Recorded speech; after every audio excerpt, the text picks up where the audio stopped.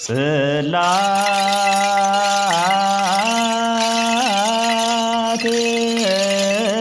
ዘሙሴ በስመ አብ ወወልድ ወመንፈስ ቅዱስ አሐዱ አምላክ። ክቡራን ሊቃውንተ ቤተ ክርስቲያን፣ ሕዝበ እግዚአብሔር በእግዚአብሔር ስም ደሓን ሓደራትኩም። ልዑለ ባሕሪ አምላኽና እግዚአብሔር ከም ኃጢአትና መዝሓት ከም ስንፍናና መጠን ከይኮነስ ከም ምሕረቱን ከም ቸርነቱን ከምዚ ምህላና ሓደልና ጀሚርና ሓደ ሱባኤ ብሰላም ብዘይ ዕንቅፋት ብኽብሪ በበረከት ክንፍጽም ስለ ዝሓገዘና ክብርን ምስጋናን ንቅዱስ ስሙ ይኹነልና። መኑ ከመ እግዝእትነ ማርያም ዘኮነ ምዕራፈ አብ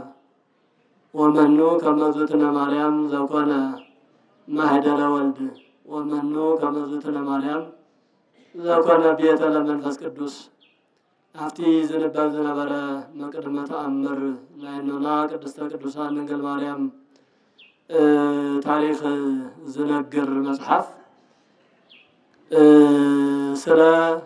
ቅድስት ድንግል ማርያም ክብርን ዘላለማዊ ድንግልናን ጥንታዊ አመጻጽአ ታሪክን እናተናገረ ይመጽእ እሞ ብቃለ አንክሮ በመገራም በአድናቆት ከም እግዝእትነ ማርያም ምዕራፍ አብ ዝኾነት ናይ አብ ምዕረፈ ዝኾነት መነላ ከም እምበይትና ማርያም ምሕደረ ወልዲ ናይ እግዚአብሔር ወልዲ ምሕደር ዝኾነት ከመነላ ከም እምበይትና ማርያም ቤት መንፈስ ቅዱስ ዝኾነት ካልእ ሰበይቲ ካልእ ፍጥረት አላዶ እናበለ ብቃለ መጠይቅ መልክዕ ይናገር የንብዎ ነይሮም ቶም አቦናቶም ቀሺ። ትኽክል እዩ። ብተፈጥሮ ሰብ ኩሉ ክቡር እዩ። ሰብ ጥራሕ ዘይኮነስ ፍጥረት ኩሉ ንክብሪ ንቁም ነገር ዝተፈጠረ እምበር ንከንቱ ዝተፈጠረ ፍጥረት የለን። ንሕማቅ ዝተፈጠረ ፍጥረት የለን። ኣብ ቅድሚ እግዚአብሔር ሕማቅ ፍጥረት ኣይፈጠረን። እንታይ ዳ እዩ ድሕሪ ፍጥረት ድሕሪ ተፈጥሮ ዘሎ ነገር ግን ከከም ኩነታቱ ባዕሉ እናሓመቐ ባዕሉ እናሰነፈ ባዕሉ ካልእ እናኾነ ዝተፀረገሉ መንገዲ ዝተውሃቦ ውህብቶ ገዲፉ ዘይተውሃቦ እናናፈቐ ክቡር ኢኻ እንተተባሃለ ክብሪ ኣይድልን እናበለ ባዕሉ ዕራቁቱ እናወፀ እንተዘይኮይኑ ኩሉ ብፍላይ ድማ ሰብ ክቡር ፍጥረት እዩ። ሰንበት ተኣቢእን ኩሉ ዕለት ወሰብ ይከብርን ኩሉ ፍጥረት ይብል ቅዱስ ያሬድ። ካብ ዕለታት ኩሉ እታ ዝኸበረት ዕለት ዕለተ ሰንበት እሁድ ሰንበተ ክርስቲያን እያ። ካብ ፍጥረት ኩሉ ድማ እቲ ዝኸበረ ላዕለዋይ ክብሪ ዝሓዘ ሰብ እዩ ይብል። ካብ መላእክት እኳስ ዝዓበየ ክብሪ ዘለዎ ሰብ እዩ። እዚ ብምንታይ ይፍለጥ እንተኢልና አዳምን ካብቶም ነገደ መላእክት ሓደ ዝኾነ ዲያብሎስን ክልቲኦም ተመሳሳሊ በደል በዲሎም ነይሮም። ተመሳሳሊ ስንፍና ሰኒፎም ተመሳሳሊ ክሕደት ፈጺሞም። ነገር ግን እግዚአብሔር ሰብ ንምድሓን ደኣ ናይ ሰብ ስጋ ለቢሱ ሰብ ኮይኑ ናባና መፀንበር ናይ መላእክት ባህሪ ገይሩ ናብ መላእክት እግዚአብሔር የተጓዓዘን። ስለዚ ሰብ ክቡር እዩ። ካብቶም ክቡራን ሰባት ደሞ ዘለዓለ ክብሪ ዘለዋ መልእልተ ፍጡራን መትሕተ ፈጣሪ ትሕቲ ፈጣሪ ልዕሊ ፍጡራን ዝኾነት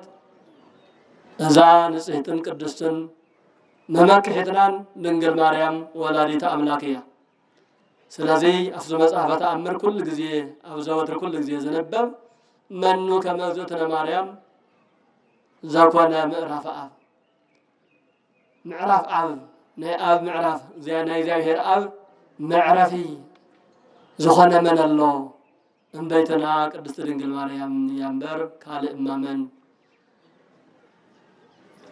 محدر ولد እግዚአብሔር ወልድ ካብ ስጋ ስጋ ካብ ነፍሳ ነፍስ ወሲዱ ሰው ኮይኑ ኣብ ማህፀና ንትሽዓተ ወርሕን 5 መዓልትን ዝኣክል ዝዓመ ዝተቐመጠላ መን ኣላ እምበይተና ቅድስት ድንግል ማርያም በር መን ክትህሉ የለን ቤተ መንፈስ ቅዱስ ናይ መንፈስ ቅዱስ ገዛ ተባሂላ ተጽዋዕ ካልእ ኣላ ድያ የላን እምበይተና ቅድስት ድንግል ማርያም እያልና በለ بدنبي بأنكرو يجلس مالتي كمتي أبهاريا قصون أقداسيو بدنبي أودي شوازلو قدوس እግዚአብሔር አብ ዘሰምረኪ ያኪ ወቅዱስ ወልድ ወህዝ ሀደረ ውስተ ከርሰኪ ወቅዱስ ጰራቅሊጦስ መንፈሰ ጽድቅ ዘአጽናአኪ እግዚአብሔር አብ እግዚአብሔር ወልድ እግዚአብሔር መንፈስ ቅዱስ በሰለስትነቱ ዘአጽናአኪ زقدسكي زخبركي نسخك برتيخي النابلة يقص أباري قصون أوزي استنبت أمرون بتمساساني سلازي لما أنتي ناي سلاسي أجاز تعلم أجاز سمهرت ناي سلاسي بعلون سلاسخنا مس قدست دنجل مريم زلو أجلالسا بحبرت كنت كملو سلازدلنا إلى أزي العناية زلنا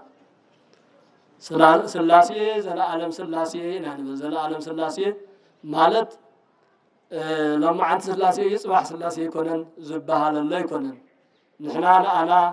نمخبر نمذكر كمتشونا على شو عتلنا نخبرن أخبارات نجلس نمبر زلا عالم سلاسي كل زي سلاسي أي الناس أي وسخ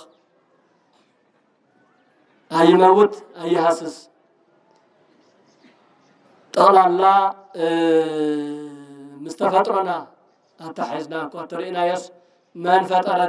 فطركم تتباهلكم من تبلو من يفطركم እግዚአብሔር ጽቦ እግዚአብሔር ናይ ሰለስተነት ስምውን እዩ እግዚአብሔር ሰለስተ ቃላት ዝሓቆፈ እግዚአብሔር ማለት እግዚአብሔር ሄር መንፈስ ቅዱስ እዩ አብ እግዚአብሔር አብዩ እግዚ ደሞ ጎይታና ኢየሱስ ክርስቶስ ስለዚህ በሰለስተነትም በሐድነትም በሰለስተነቱ በሐድነቱ እናተቀደሰ እናተሰለሰ ዘነብር አምላኽና በፍላይ አምስት የረስላሴ አስተምሮና ግን መንፈጠሪኳ ተተባሂሉ ስላሴ ክንደ ይኾኑ ሓደም ይኾኑ ሰለስተም ሁን ይኾኑ በመንታይ ሰለስተ ይኾኑ በስም በግብሪ በአካል በመንታይ ከሓደ ይኾኑ በባህሪ በህልውና በአገዛዝ በስልጣን ኩሉ ነገራት በመግባር ሓደ አምላክ ሰለስተ ስላሴ ሓደ አምላክ እንበልንበር ሰለስተ አማልክት አይንበልን ሰለስተ መንፈጢሩካ ስላሴ እንትንብል ስላሴ ፈጣሪ እንበር ፈጠርቲ አይንበልን ብዙሓት ፈጠርቲ ይኮን በፈጣሪነት ሓደ እዩ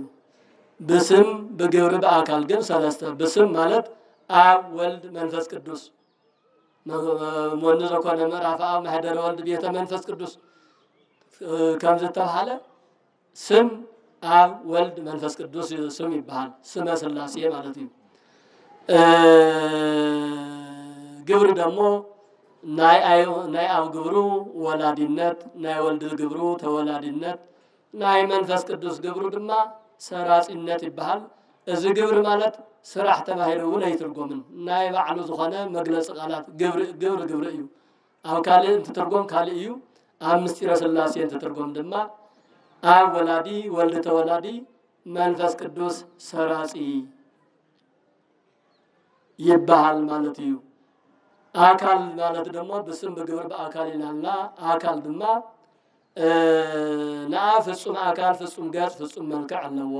ነወልድውን በተመሳሳሊ ፍጹም ገጽ ፍጹም መልክዕ ፍጹም አካል ለመንፈስ ቅዱስውን በተመሳሳሊ ፍጹም ገጽ ፍጹም መልክዕ ፍጹም አካል አለዎ ግን ሰለስተ አካላትና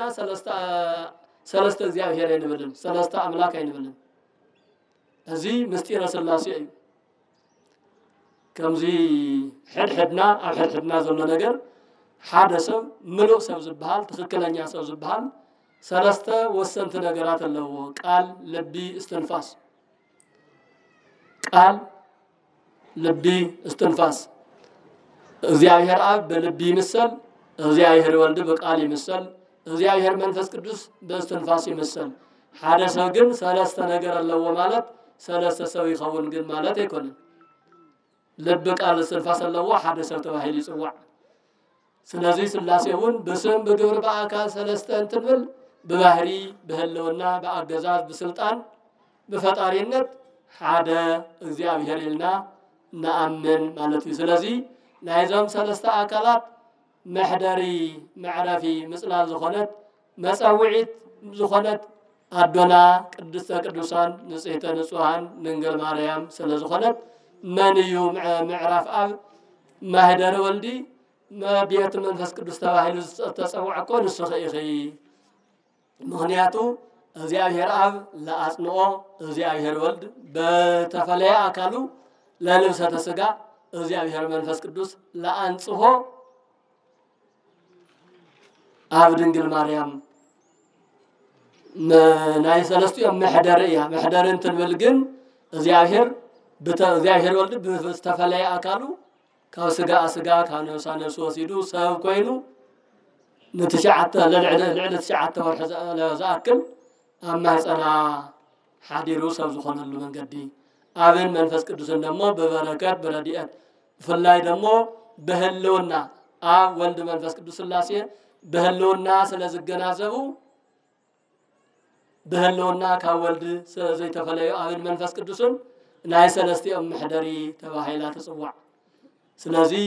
ነዚዩ ኣብ ኩሉ ኣብ ጸሎትና ይኹን ኣብ ንባባትና ይኹን ኣብ አገልግሎትና ይኹን ኣብ ማህሌትና ይኹን ናይ እግዚአብሔር ስም ጸውዕና ናይ ድንግል ማርያም ስም እንተይ ጸዋዕና ኣይንሓልፍን ከም ኦርቶዶክሳዊት ተዋህዶ ቅድስት ቤተ ክርስቲያን ኣብ ምህላና እኳ ትሪኡን በደንብ ትግንዘቡ እንድሕር ኮይንኩም እዚኦ መሃረነ ክርስቶስ ንብል ቀጺሉ በእንተ ማርያም መሃረነ ክርስቶስ ንብል ስለዚህ ከም ቅድስት ድንግል ማርያም ዝኸበረ መን ኣሎ ዓለም ዘይኽእሎ ዝኸኣለት ዓለም ንዓለም ኩሉ እንቆቅልሽ ዝኾነ ነገር ንሳ ዝተርጎመት ዝተረድአት ንጽሕቲ ድንግል እያ ብፍላይ ደሞ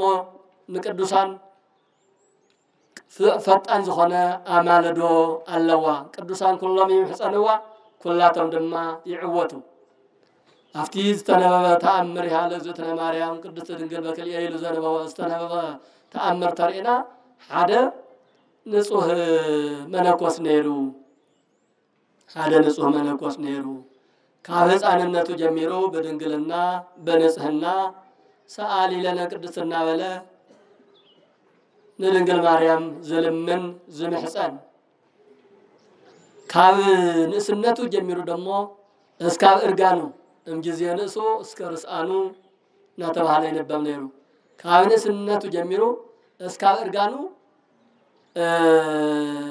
ስንፍና ዘይብሉ ኩል ጊዜ በትግሃት ፈጣሪኡ ዘገልግል ኩል ጊዜ በንጽህና ካብ ቤተ ክርስቲያን ዘይፈለ ኩል ጊዜ በሰላምን በፍቅርን በህይወትን ዝነብር ምስማንም ዘይጋጮ ዘይሐሚ ዘይጠራጠር ካብ እግዚአብሔር ካብ መንፈሳዊ ህይወት ዘይተፈለየ ቅድስና ዝሓዞ ዝነበሮ መነኮስ ነበረሞ ካፍቲ መነኮስ ንሱ ግን ሓደ ነገር ዝጎደለ ነበረ ንጽህናን ትግሃትን እምበር ጥበብ ብልሓት ለባምነት ይንእስዎ ነይሩ ናይ ጸላኢ ዲያብሎስ አመጻጽዓ ኣይተገንዘበን ነይሩ ጸላኢ ዲያብሎስ ከመይ ከም ዝመጽእ ንደቂ ሰባት ከመይ ከም ዘጥቅዕ ክንደይናይ ሓያልን በርቱዕን ንኣናስ ካብ ዘጥፍእ ንኣናስ ካብ ቤተ ክርስቲያን ካብ መንፈሳዊ ህይወት ካብ ዘልቅቕ ዕረፍቲ ዘይብሉ ክፉእ ምዃኑ ኣይተገንዘበን ንበለ ኩሉ ነገር ንበጎ እዩ ኢሉ ዝኣምን ኩሉ ነገር ንሰናይ እምበር ጎድና ጎድኒ ክፋኣት ከም ዘሎ ጎድና ጎድኒ ጸላኢ ሰናያት ክጽጋዕ ከም ዝኽእል أي تردأ النبرة بيوهنت بقنعنا طرح يقلقل نبرة كابلتات حدا معلتي كفو صلاة سنيات سيطان منكوس مسيلو نازو حقنيا منكوس مسا صلاة وينيو انتمسيو صقم يبلو فتاوي مسيل انتمسيو زاتك عنبر صلاة وين انتمسيو كتقبرو تقل نقر غيركا مكل خالي كاليو مشنا في كاليو متقعي كاليو انت زي كوين وون قلطيفكا مصديعي خاون تحز كتهدم وون تخل تعاوي صقم زفطر لآخا مسيلو فتاوي مسيلو حقنيا مسيلو تمساسيلو انتمسقن مفلايو كبيديو نبزوحاتنا زتقعنا زس نفنان ازيو أنا قدس باولوس ون اسم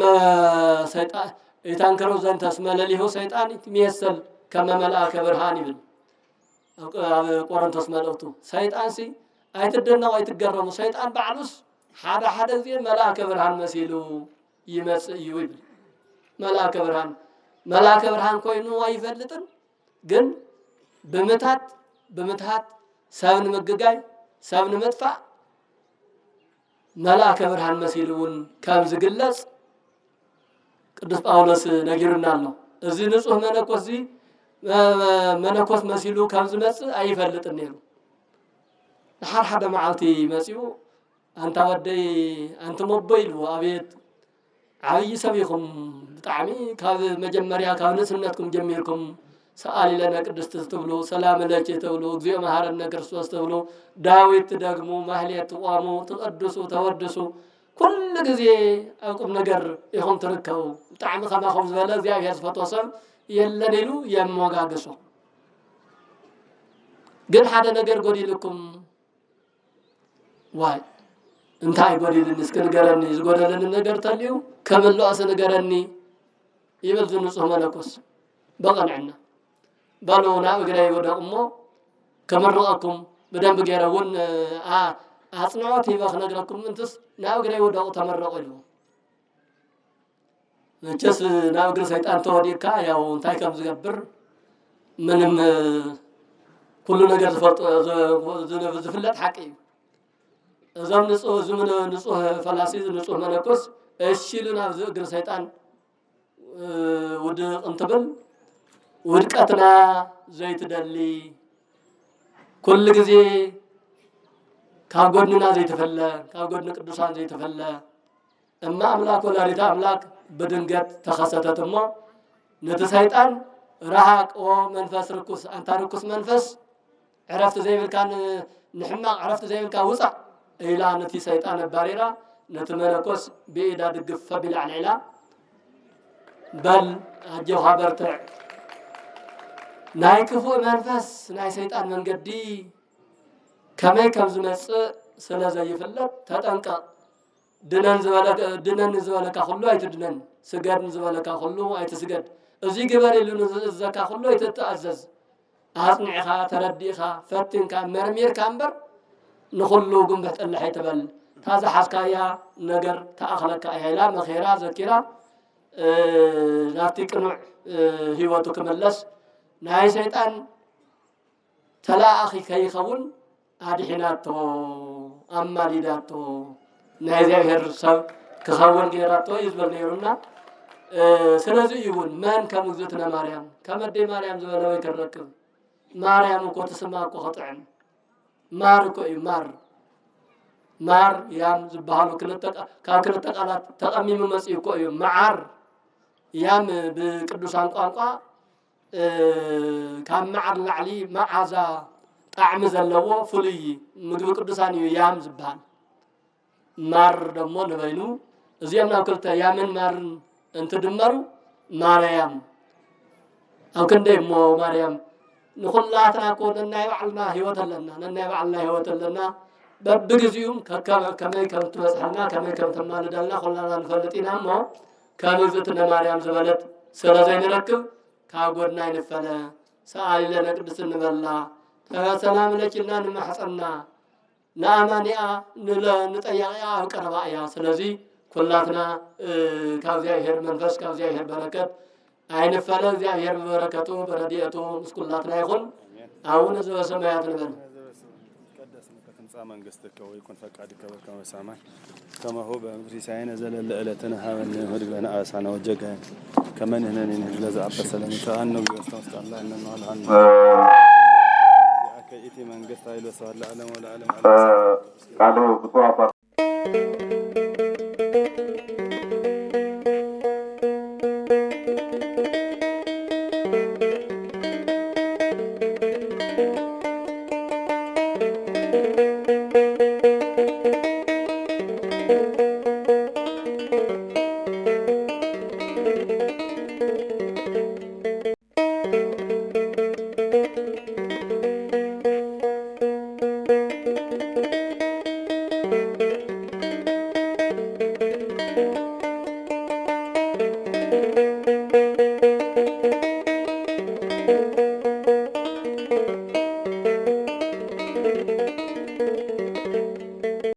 ስላሴ